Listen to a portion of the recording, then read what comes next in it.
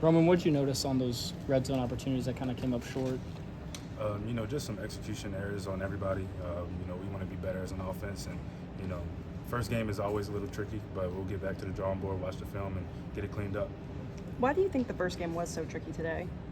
ODU's a great opponent. I feel like just coming out there for the first time in a few months and being able to tackle and do certain things like that, it's a little thing that we got to knock the rust off a little bit, but it happens across the country. If you watch any of the games in week 1, week 0, some of these teams take a little bit to get oiled up and ready to go, and I feel like we're just that. We got some things to clean up, but we'll get on it, and I have high hopes for this season, and I know we'll get it done. How much was did you your get a jolt overall? for that punt return? The punt return for the touchdown. How much did you guys get a jolt from that?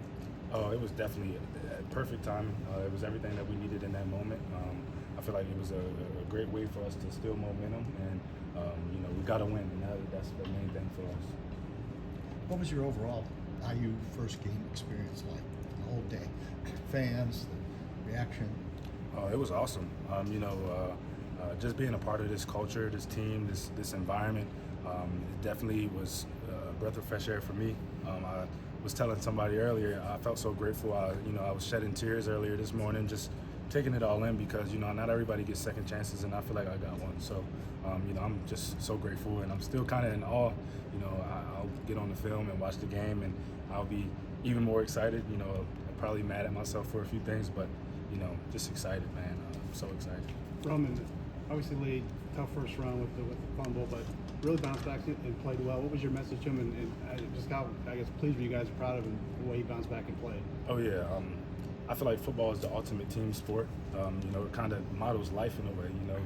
You have ups, you have downs, things happen, but we have a next play mentality. Coach Sig, he really drives that home for all of us. Every play has a life of its own, 6 seconds, and we get on the next play. And we all have trust in him. He's a great guy, great player, and you saw what he did. We have trust in him. He's a confident player, and when he's playing to his standard, to our standard, sky's the limit.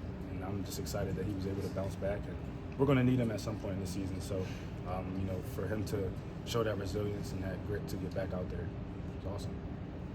Where can the offense clean up from today?